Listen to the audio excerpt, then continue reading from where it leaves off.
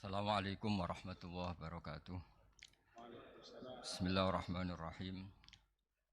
Tabarakalladzi nazzala al-furqana ala 'abdihi liyakuna lil 'alamin nadhira. Allahumma shalli wa sallim wa barik ala sayyidina Maulana Muhammadin wa ala alihi wa sahbihi asmin amma ba'du.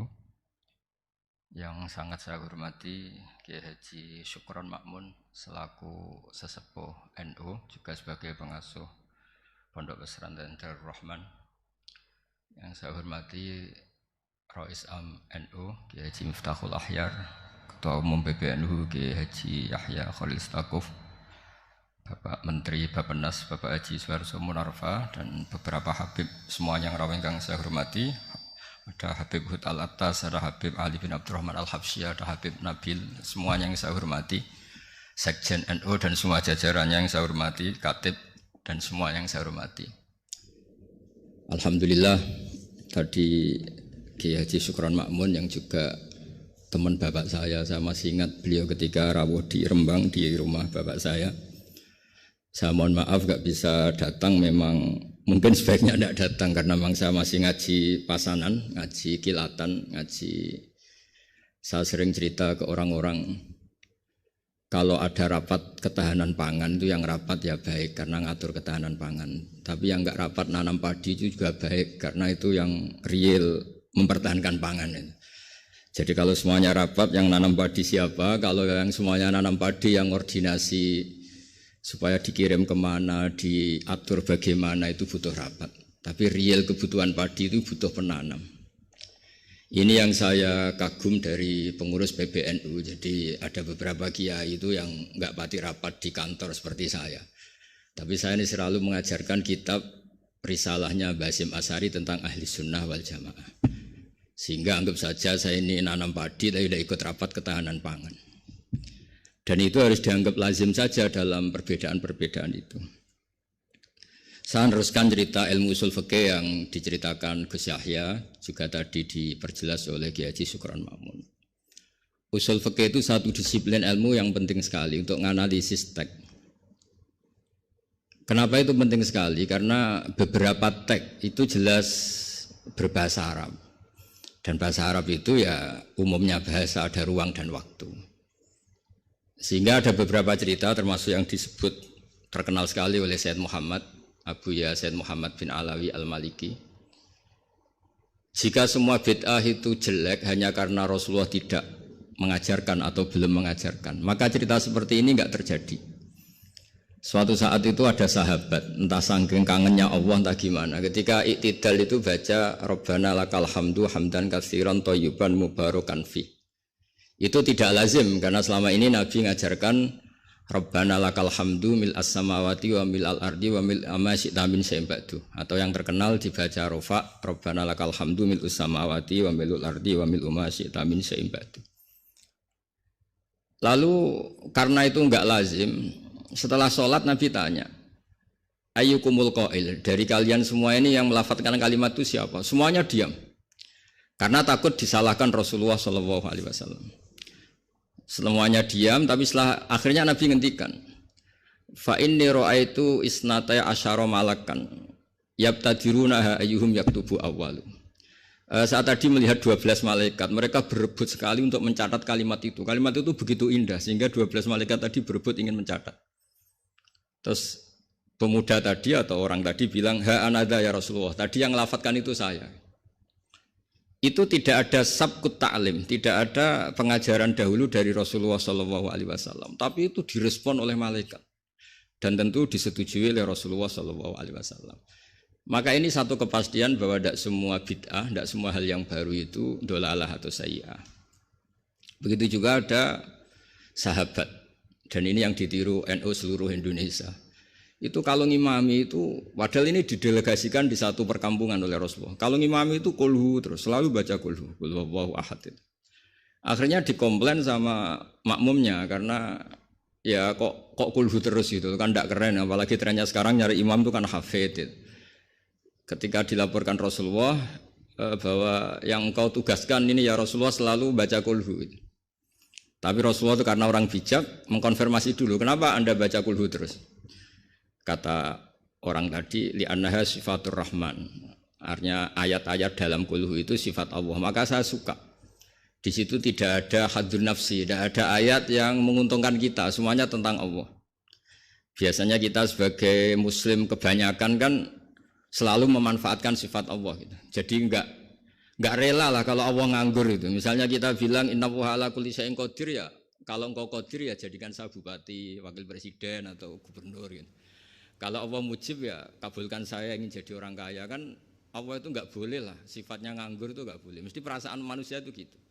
Nah, di kulhu itu tidak ada itu semua, hanya nerangkan sifat Allah Ta'ala yang nafsaniyah, yang tentang Allah.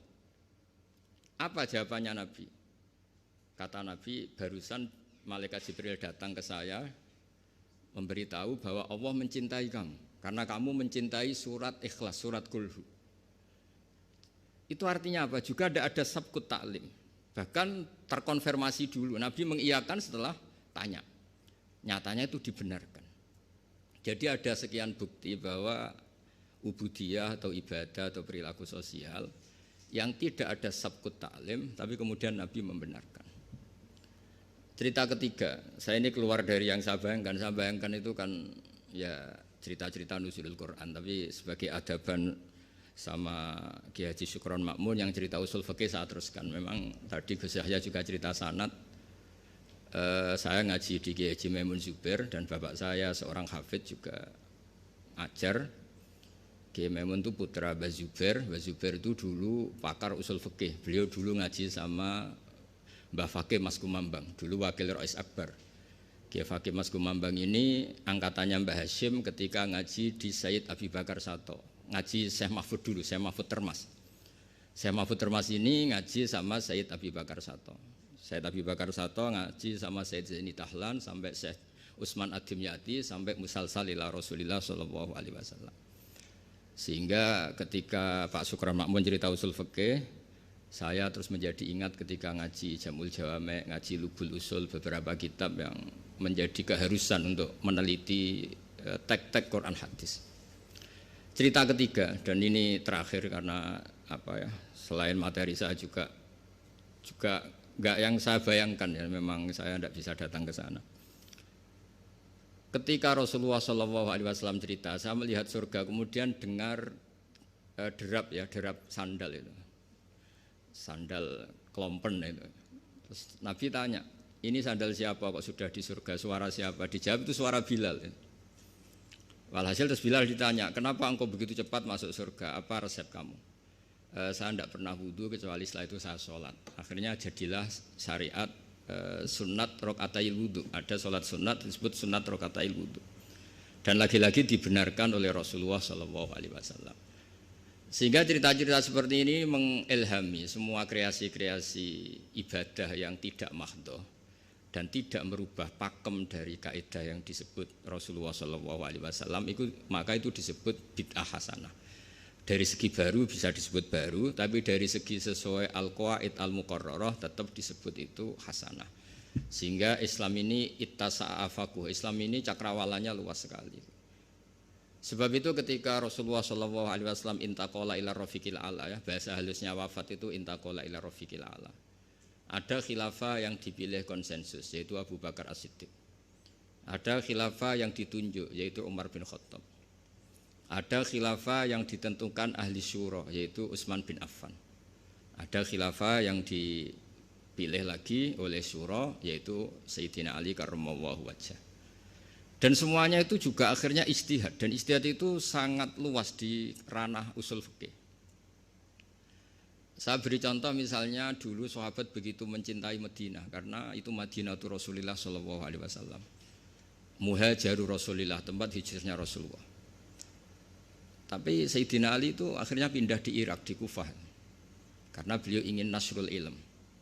Jadilah Kufah melahirkan Baghdad yang menjadi Qubbatul Islam. Di situ lahir ulama-ulama top termasuk Sultanul Ulama Syekh Abdul Qadir Jilani.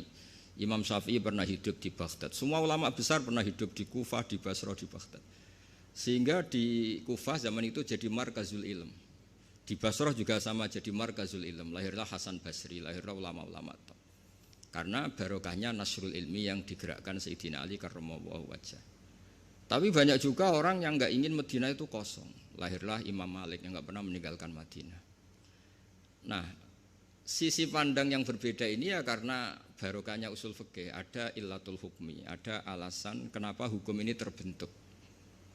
Sehingga barokahnya pemikiran-pemikiran itu kita tidak pernah kering, nggak pernah nggak punya pakar-pakar usul fikih yang saya tahu, misalnya Mbah Zubair punya murid Kiai Haji Sal Mahfud yang ngarang kitab Thariqatul Fusul. Itu juga berkat beliau ngaji sama Mbah Zubair, zaman itu ngaji Jamul Jame', ngaji Lubul Usul. Akhirnya setelah Mbah Zubair mewakili Mbah Fakih Mas Kumambang, mewakili Mbah Mahfud Termas, kemudian mewakili Sayyid Abi Bakar Sato, juga mewakili dari abahnya namanya Mahfud bin Abdullah bin Abdul Manan. Ki Abdul Manan ini yang orang pertama Indonesia yang di Al-Azhar di Mesir, sehingga di kedutaan Mesir orang Jawa pertama alim alama yang di sana namanya Syekh Abdul Manan. Itu ngaji sama Sohibul Ithaf yang punya Syarah Ikhya, namanya Ithafus Sadatil Muttaqin, Ithafus Sadat Al-Muttaqin.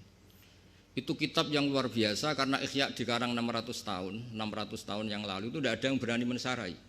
Dikarang oleh Hujjatul Islam, kitab legenda. Itu yang menyarai pertama adalah Said Murtado Az-Zabidi, gurunya Ki Abdul Manan. Ki Abdul Manan itu mbahnya Syekh Mahfud. Jadi Ki Abdul Manan punya putra Ki Abdullah, punya putra Ki Mahfud. Ki Mahfud ini punya putra namanya Muhammad. Nah, Gus Muhammad ini yang mulai hidup lagi di Indonesia di Betengan Demak. Lalu Syekh Ithaf ini, Sayyid Zabidi ini nganalisis ilmu itu luar biasa. Ini yang al-ilmu bidiroyah. Di luar riwayat itu ada al-ilmu bidiroyah.